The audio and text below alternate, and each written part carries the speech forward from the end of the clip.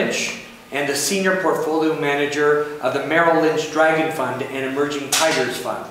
At its height, the Merrill Lynch Dragon Fund was the second largest Asian ex-Japan mutual fund in the world, with assets well over $1 billion.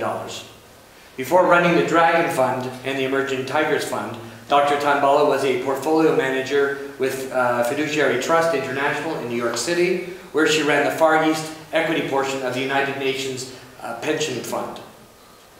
She has a PhD in philosophy from the University of Kansas, specializing in moral philosophy. She has a master's in philosophy degree from the University of Kansas, a master's of liberal studies from New York University, a master's in management from Oxford University, and a bachelor's in systems and management from the City University of London, England. As you can tell, an incredibly impressive resume. She's here with Professor Raj Bala, who's Associate Dean of the University of Kansas Law School. Special welcome to him and to his students in the International Trade and Social Justice Program, and to Shira Bala, who's here from Kansas visiting Chile for her first time. Welcome, Shira. Without further ado, I present you Dr. Kara Tanbala.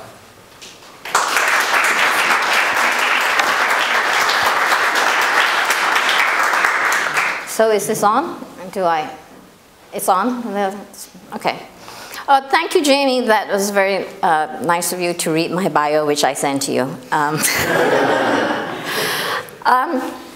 Today I'm going to talk about ethics in finance. Now, I know a lot of you are very interested in what's happening in Europe, because of course it's affecting you, it's affecting Chile.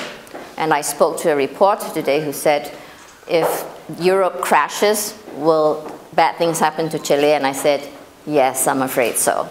But we can talk about that, and we can talk about the global financial crisis, which is now called GFC, affectionately known now. And you can ask me questions at the end of the talk about it, and I'll be happy to give you my opinions. But let's go to the causes of the GFC. There are several, there are many. One is, of course, globalization. What happened in America spread around the world because of the globalized nature of finance. And number two, you could say lack of regulation. We just let the markets decide. Number three, you could say that financial instruments got too complex. They were too innovative, and we didn't understand what we were investing in. Number three, and number four, we could say that, and this is my opinion, is that there was a lack of ethics on Wall Street and in finance in general. Now, these four reasons, and these are just four amongst many. We could talk about them forever, and people will argue about the role of government, the role of free markets, and the role of financiers. But number four, the lack of ethics in finance. We have tried to deal with regulation. We have tried to deal with innovative and very complex instruments. We have tried to deal with the monetary policy, but no one has tried to deal with the ethics in finance. So today I'm going to talk to you about why that is so, that we ignore ethics in finance, hence its desolate history. And then I'm going to go and say, well, what can we do? And I think there are several things you can do to change this desolate history into a fruitful future. But first, a plug for my institute, Seven Pillars Institute of Global Ethics. Its focus is what I am going to be talking to you about, which is ethics in finance. Now, we have a mission. Our mission is to highlight and analyze ethical issues in finance with view to enhancing practice and policy. And we do this through teaching people how to act in situations where there are ethical dilemmas, sort of. A lot of my students graduate, they're never taught how to behave when they're confronted with an ethical issue. How should they say no to a boss who's asking them to do something unethical? So this is a daily ethical problem, and everyone faces it, and yet no one knows quite how to deal with it. And then we do institutional ethics, where we talk about the ethics of the marketplace, Was Goldman Sachs wrong in doing the Abacus deal? Was Goldman Sachs wrong in doing something else? On the other hand, Goldman Sachs has all these really great policies for handicapped people. So we measure and we talk about these issues as well. So that's our mission. But the mission is kind of an institutional and bland word. Everybody has taken the word mission. So I'd like to say that we have a quest as well. So what is a quest? A quest is more than a mission. It is world-changing. It is grand. It's a little quixotic, which means that it's a little bit, whimsical. But every great story has a quest. Who has heard of the Lord of the Rings, the story? Well, the Lord of the Rings, what was the quest? There was the quest with a fellowship of 7 people. Well, I should say dwarves. Are dwarves people? Yes. So there were 7 individuals. They had to get rid of the ring, throw it into Mount Doom so that evil would not rule over Middle-earth. So that is a grand quest. And every grand story has a grand quest. And a quest is world-changing. So what is the quest of Seven Pillars Institute? The quest is to make ethics an integral part of finance theory and therefore finance practice. Now, you say like, well, I thought finance theory had ethics. But no, finance theory is devoid of ethics. So today I'm going to talk to you about the 3 main financial theories that we have right now in the list, and it's all summarized as modern finance theories. I'm going to talk to you about the 3. I'm going to give you the flaws in these theories, and I'm going to give you the flaws in the theory, and I'm going to give you the evidence to show that even in the real world, these theories are wrong. Then I'm going to talk to you about the assumptions behind these theories, and it is the assumptions which have caused us to throw away ethics in finance, in theory. Now, in pursuing this quest, it's very important to know that I want to change how people act in finance so that they act ethically. What makes us act? What causes us to do what we do? It's ideas.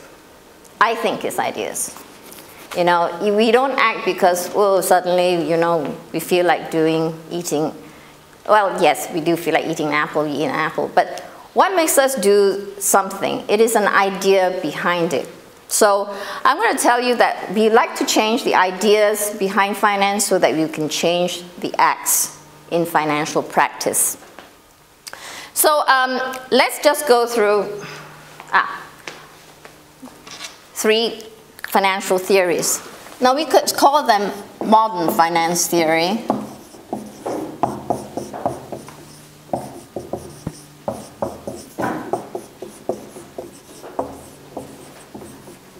Or we shorten it to MFT.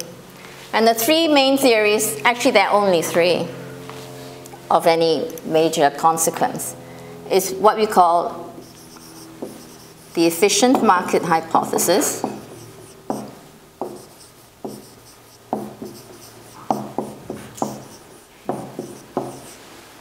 number 2 is the capital asset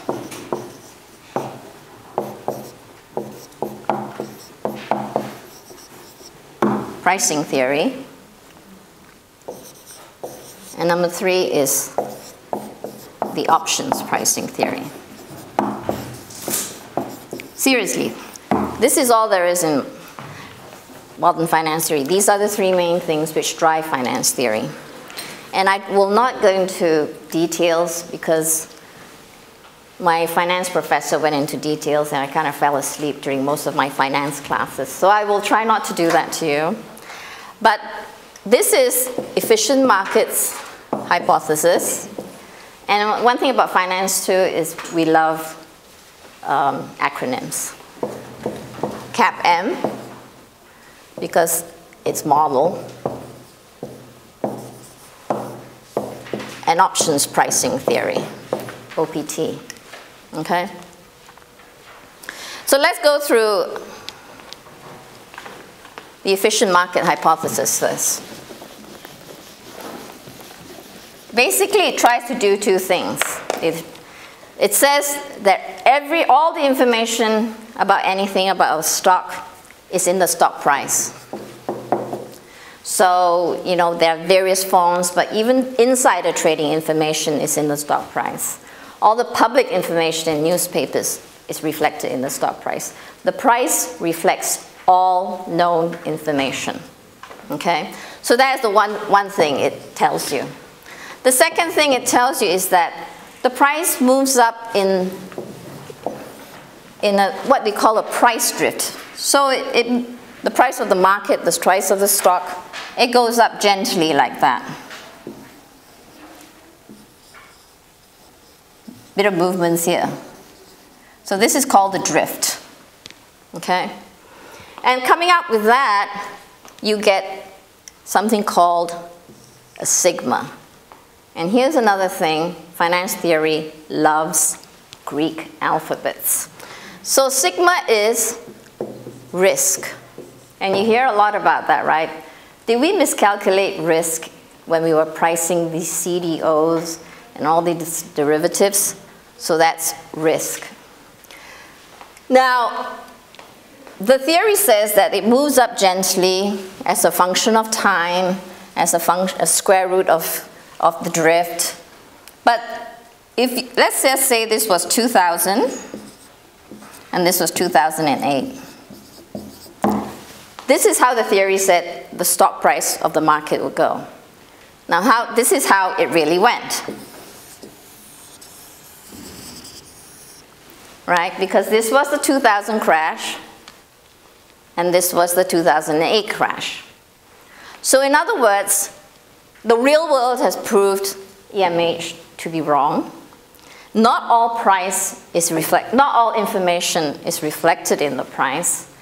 And sigma, which is the risk, okay, so let's just say we have a stock which is, say, what's your favorite Chilean stock? Chile. What's that? La Polar. Okay, let's say LP, right? Now you say, what is the sigma of LP? So this is the Chilean stock market, right? It's drifting like that according to EMH. And then you use the price of LP and it goes like this. It goes here, here, here. So how much it varies from the price drift is the sigma.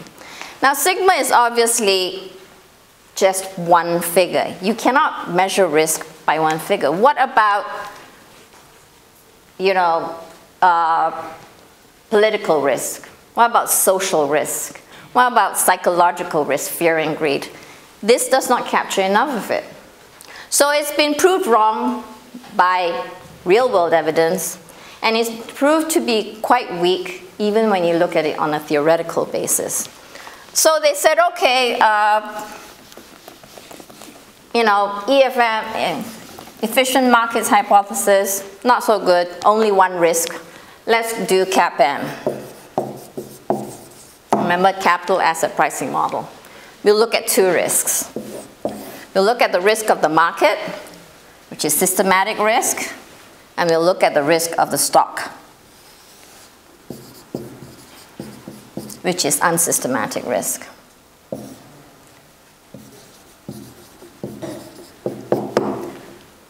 So then we have two risks, right? So this is where you come up with diversification. Do people know what that is? That means in order to get rid of all the specific stock risk, you must get as many stocks as you can in a portfolio, so that all you are left with is market risk. So that's where you have the theory of diversification. Have as many stocks in a portfolio as possible to get rid of the market risk.